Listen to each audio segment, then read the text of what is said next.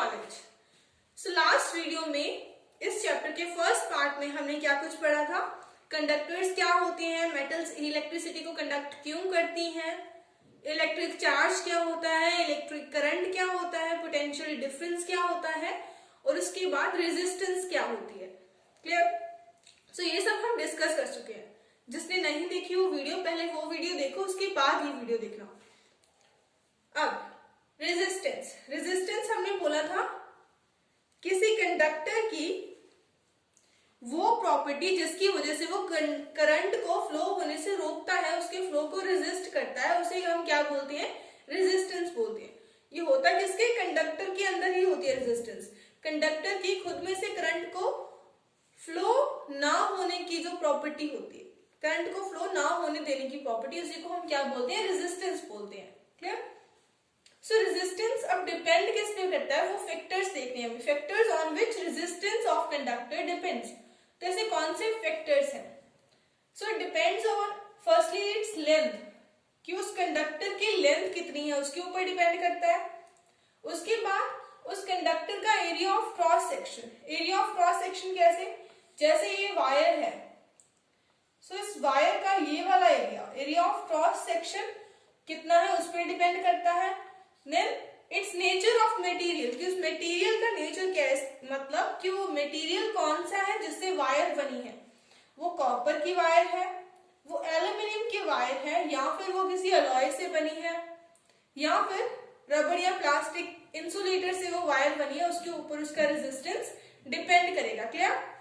सो resistance कैसे depend करता है, लेंथ के क्या होता है, डायरेक्टली प्रोपोर्शनल। डायरेक्टली प्रोपोर्शनल होने का मतलब क्या है, इट इज डायरेक्टली प्रोपोर्शनल का मतलब हमने पिछली वीडियो में भी डिस्कस किया हुआ है। डायरेक्टली प्रोपोर्शनल मींस जैसे जैसे लेंथ बढ़ेगी वैसे वैसे रेजिस्टेंस भी बढ़ेगा। क्लियर? सो लेंथ के क्या होता है, डायरेक्टली प्रोपोर्शनल होता है। And resistance is inversely proportional to its area of cross section. This area इसके इनवर्सली प्रोपोर्शनल है। इनवर्सली प्रोपोर्शनल होने का मतलब होता है साइंस में कि अगर एक साइड वाली चीज बढ़ती है तो दूसरी साइड वाली चीज क्या होती है, कम होती है। इट मींस रेजिस्टेंस कब बढ़ेगा, जब एरिया ऑफ क्रॉस सेक्शन क्या होगा, कम होगा, तो रेजिस्टेंस क्या होगा, ज्यादा होगा। मतलब कोई वायर अगर थिन है, बिल्कुल पतली है, और एक वायर अगर बहुत मोटी है, तो ज्यादा रेजिस्टेंस किसका होगा, इसका होगा। इस कॉन्सेप्ट को हम एक अच्छे से एग्जांपल से समझेंगे नेक्स्ट स्लाइड में। क्लियर? सो लेंथ के क्या है, डायरेक्टली प्रोपोर्शनल है। एरिया ऑफ क्रॉस सेक्शन के क्या है, इनवर्सली प्रोपोर्शनल। मींस अगर हम एरिया को बढ़ाएंगे तो रेजिस्टेंस कम हो जाएगी, अगर एरिया कम करेंगे, वायर का क्रॉस सेक्शन का एरिया कम करेंगे तो रेजिस्टेंस क्या हो जाएगी, ज्यादा हो जाएगी। सो हम रेजिस्टेंस को ऐसे लिख सकते हैं, that is it is directly proportional to length and inversely proportional to area. So L by A। अब साइंस में हमने पहले भी डिस्कस किया है कि जब हमें प्रोपोर्शनल का साइन हटाना होता है, वहां पे इक्वल टू लगाना है, तो हमेशा कोई ना कोई कांस्टेंट आता है वहां पे। सो यहाँ पे कौन सा कांस्टेंट आ रहा है, इस प्रोपोर्शनल के साइन को हटाने के बाद, रो, दिस साइन, इसे हम क्या बोलते हैं, रो बोलते हैं। रो मतलब ये होती है रेजिस्टिविटी। अब हमने लेंथ का पढ़ लिया, एरिया ऑफ क्रॉस सेक्शन हमने देख लिया, तो रो किसको रिप्रेजेंट कर रही है यहाँ पे, नेचर ऑफ मटेरियल। अलग अलग मटेरियल का अपना अपना खुद का क्या होता है, रो। रो की वैल्यू होती है, मतलब रेजिस्टिविटी होती है, कि कॉपर की करंट को रोकने की कितनी उसकी कैपेसिटी है, वो क्या है, उसकी रेजिस्टिविटी। एल्यूमिनियम की करंट को रोकने की कितनी कैपेसिटी है, वो उसकी रेजिस्टिविटी है। वैसे ही प्लास्टिक की करंट को रोकने की, उसके फ्लो को रोकने की कितनी कैपेसिटी है, वो उसकी रेजिस्टिविटी है। सो रेजिस्टिविटी की वैल्यू हर एक मटेरियल के लिए डिफरेंट डिफरेंट होती है, जो कि आपकी बुक में एक टेबल दिया है, उसमें भी दिया हुआ है। अभी हम समझते हैं रेजिस्टेंस के इन सारे फैक्टर्स को, कि कैसे रेजिस्टेंस कम या ज्यादा होता है लेंथ या एरिया को घटाने या बढ़ाने से। चलिए तो समझते हैं इस एग्जाम्पल से कि रेजिस्टेंस कैसे कैसे डिपेंड करती है लेंथ पे और एरिया पे।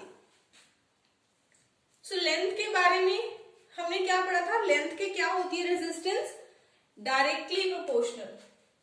Resistance is directly proportional to length, means अगर लेंथ बढ़ेगी तो रेजिस्टेंस बढ़ेगी। रेजिस्टेंस मींस रुकावट, अब रुकावटें कैसे बढ़ती हैं वो देखते हैं। सो यहां मैंने बनाई है दो वायर्स, दोनों वायर्स का जो एरिया ऑफ क्रॉस सेक्शन है वो मैंने रखा है सेम, इसका भी ए है, इसका भी एरिया ऑफ क्रॉस सेक्शन क्या है ए, एरिया तो सेम है, तो अब रेजिस्टेंस सिर्फ किस पे डिपेंड करेगी, लेंथ पे, दोनों का मटेरियल भी सेम है, दोनों ही कॉपर से बनी है। सो अब लेंथ का इफेक्ट हमें चेक करना है, क्लियर। सो इसकी लेंथ है L1, इसकी लेंथ है L2, हमें पता है कि ये वाली लेंथ क्या है, कम है, इसकी लंबाई कम है इसकी लंबाई से। सो अब ये जो मैंने बनाए हैं इमोजीज, ये क्या है, इलेक्ट्रॉन्स, क्योंकि हमें पता है कि वायर में से करंट कैसे फ्लो करता है, इलेक्ट्रॉन्स फ्लो करते हैं, क्लियर। सो ये इलेक्ट्रॉन्स बनाए मैंने, इसकी लेंथ कम है, सो इलेक्ट्रॉन्स यहां से जल्दी जल्दी आ गए, ये सो सून, कितनी जल्दी आ गए हम, क्लियर। तो जल्दी जल्दी जा रही है, इसका मतलब स्पीड ज्यादा है, इसका मतलब अगर लेंथ कम होगी तो रेजिस्टेंस भी क्या होगा, कम होगा।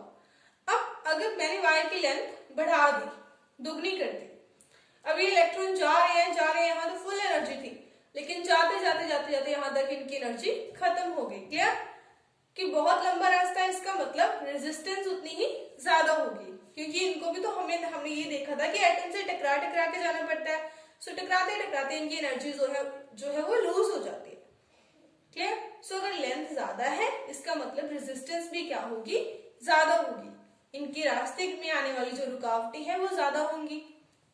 अब आते हैं एरिया ऑफ क्रॉस सेक्शन के ऊपर, यहाँ पे हमने लेंथ रखी है सेम, दोनों की L, और एरिया इसका है कम जो कि है A1, और इसका एरिया ऑफ क्रॉस सेक्शन क्या है, ज्यादा जो है A2, means A2 is greater than A1। सो यहां से हमें समझ आएगा एरिया का इफेक्ट। अब ये क्या है, बहुत ही नैरो है, बहुत पतली है, इसमें से इन इलेक्ट्रॉन्स ने जाना है, आप देख पा रहे हो ना कि कैसे जा रहे हैं बेचारे, फर्स्ट के यहां से तो इनका सिर टकरा रहा है, oh my god, too narrow, इतनी नैरो, मींस ये भी क्या है, रेजिस्टेंस क्या होगी यहाँ पे, बढ़ गई ना। सो हमने क्या पढ़ा था, रेजिस्टेंस क्या होती है, inversely proportional to area of cross section, मतलब यहाँ पे क्या है, एरिया कम है तो रेजिस्टेंस क्या होगी, ज्यादा, एरिया कम है तो हम देख पा रहे हैं कि इनको आगे जाने में ज्यादा रुकावट आ रही है, ज्यादा रेजिस्टेंस आ रही है। सो सिमिलरली यहाँ पे हमने क्या किया, एरिया को बढ़ा दिया, एरिया ऑफ क्रॉस सेक्शन ज्यादा कर लिया, तो इसमें क्या है, ये मजे से जा रहे हैं इलेक्ट्रॉन अपना आराम से।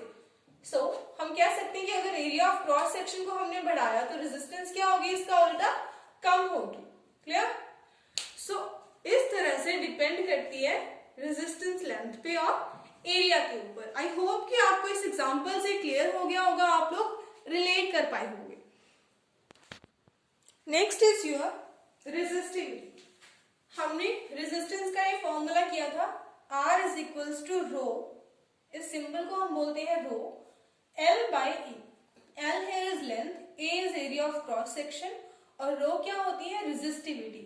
क्या होती है resistivity, it is ability of a material to oppose the flow of current, किसी मटेरियल की एबिलिटी, उसकी क्षमता करंट को रोकने की, क्लियर। जैसे रबड़ हमें पता है क्या होती है, इंसुलेटर होती है, वो करंट को ज्यादा रोक पाती है, वैसे जो मेटल होती है वो अच्छी कंडक्टर होती है, तो उनकी रेजिस्टिविटी कम होगी, किससे, इंसुलेटर से, क्लियर।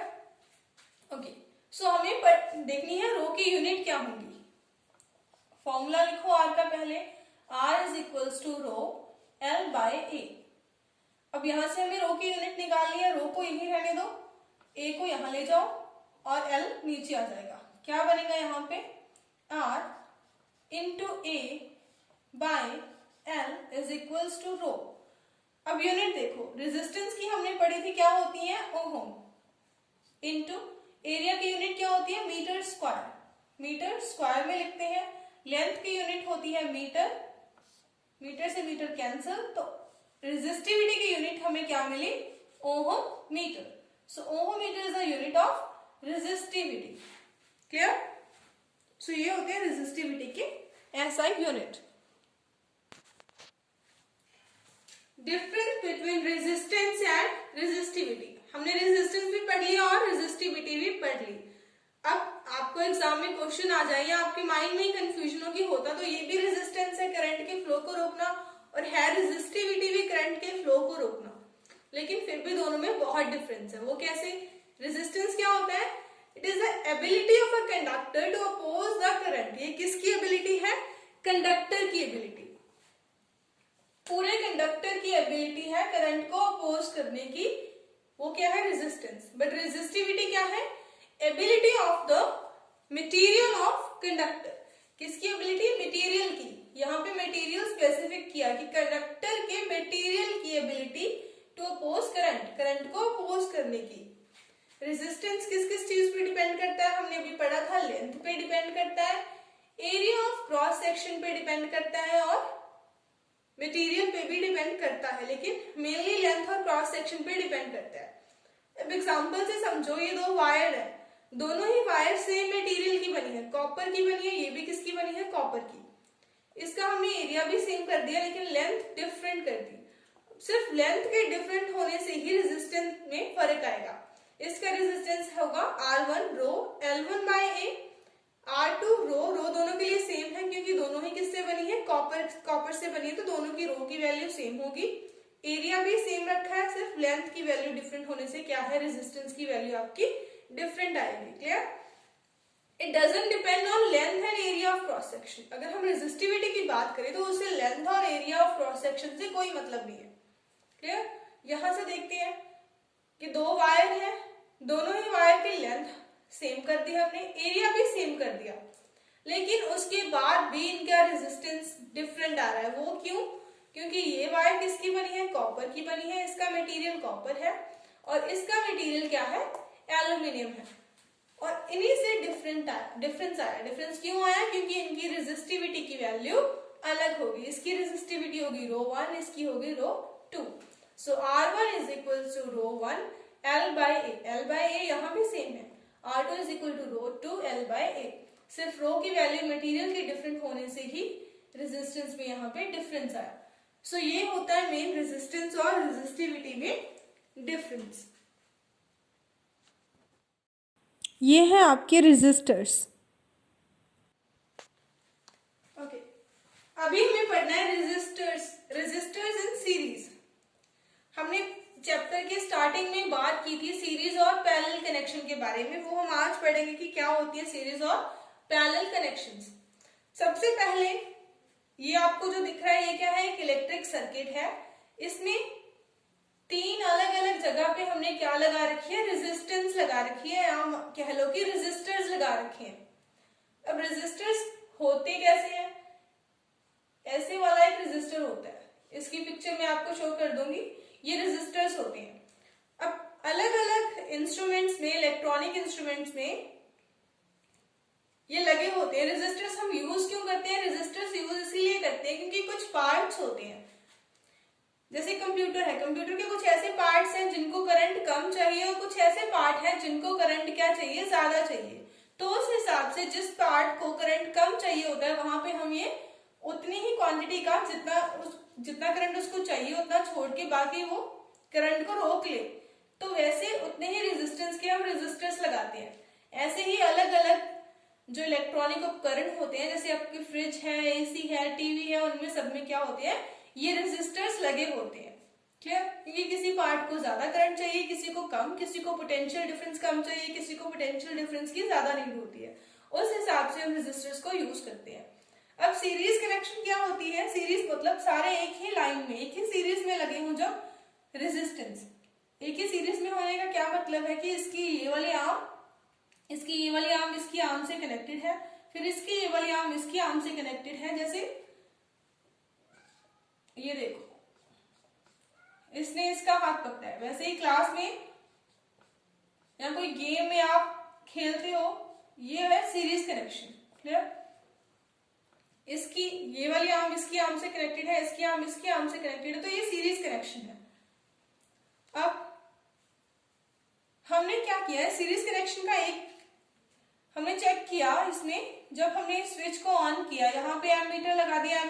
एमीटर किस लिए यूज करते हैं? हम करंट को मेजर करने के लिए।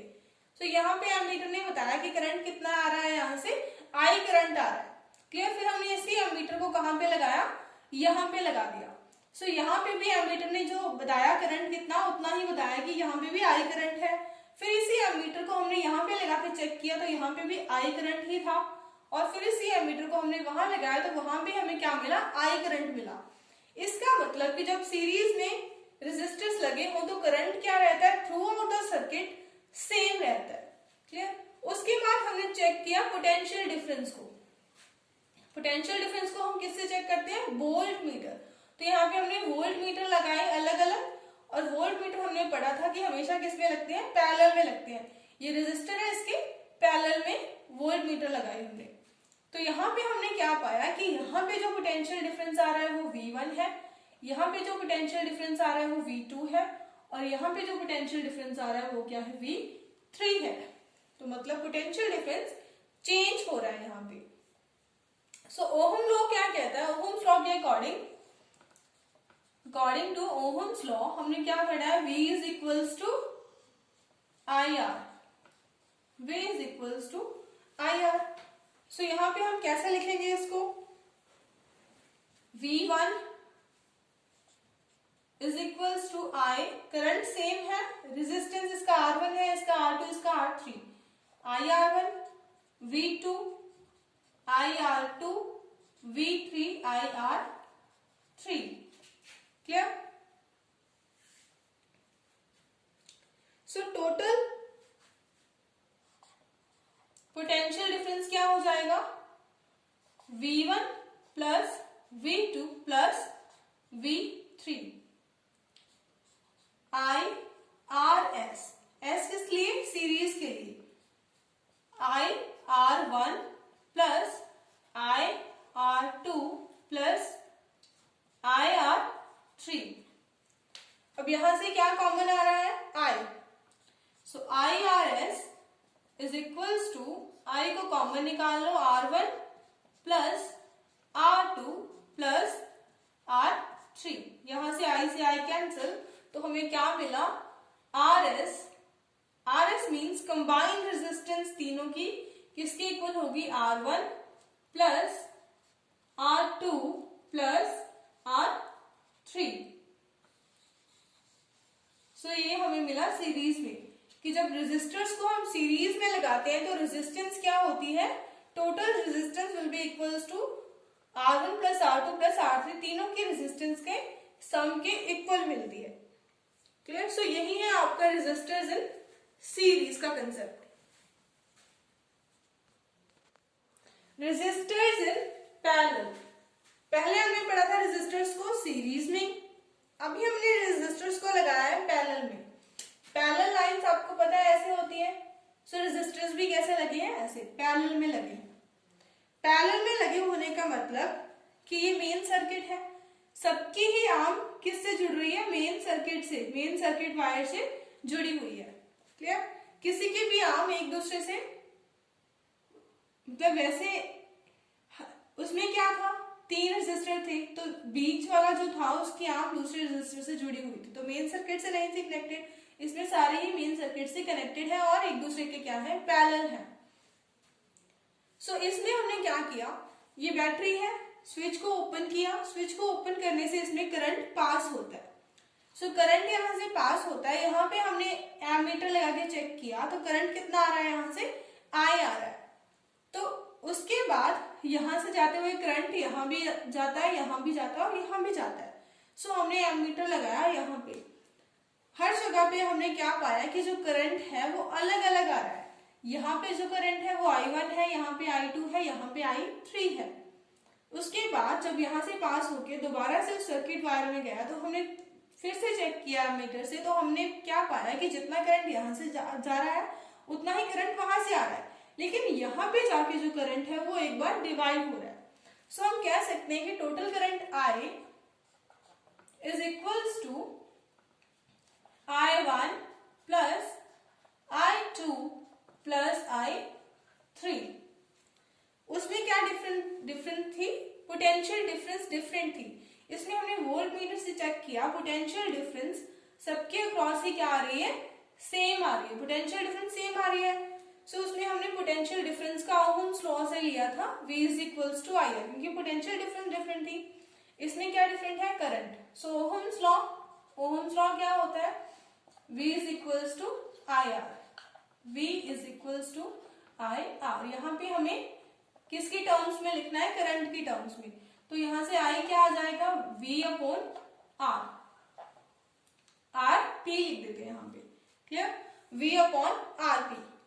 सो हम कैसे लिख सकते हैं, इस I को हम लिख सकते हैं V upon R P is equals to I1 को हम क्या लिख सकते हैं, V सेम है अपॉन R1, इसकी रेजिस्टेंस क्या है R1, इसकी रेजिस्टेंस है R2 और इसकी रेजिस्टेंस है R3, इस वाले रेजिस्टेंस की, V upon R1 plus I2 को हम क्या लिख सकते हैं, V अपॉन R2 और I3 को हम लिख सकते हैं V अपॉन R3। इसमें से क्या कॉमन आ जाएगा, V कॉमन आएगा। सो V upon RP, P for parallel connection है, सो V को हमने कॉमन निकाल लिया और अंदर क्या बचा, 1 by R1 plus 1 by R2 plus 1 by R3। So यहां से V से V कैंसिल, तो टोटल हमारे पास जो रेजिस्टेंस है 1 by RP which is equals to 1 by R1 plus 1 by R2 plus 1 by R3। तो पैरेलल कनेक्शन से हमारे पास ये वाला रिलेशन आता है कि 1 by RP is equals to 1 by R1 plus 1 by R2 plus 1 by R3। So parallel connection में क्या होती है, जो रेजिस्टेंस होती है वो कम हो जाती है, टोटल रेजिस्टेंस क्या हो जाती है, डिवाइड में आ जाती है, तो डिवाइड हो जाती है, कम हो जाती है इसमें, क्लियर। करंट इसमें डिफरेंट होता है, पोटेंशियल डिफरेंस इसमें क्या रहता है, सेम रहता है। सो इससे हमें रिलेशन मिलता है ये 1 by RP is equals to 1 by R1 plus 1 by R2 plus 1 by R3। So ये था हमारा रेजिस्टेंस इन पैरेलल। आज के लिए इतना ही, अगला टॉपिक डिस्कस करेंगे अगली वीडियो में। Thank you so much for watching this video.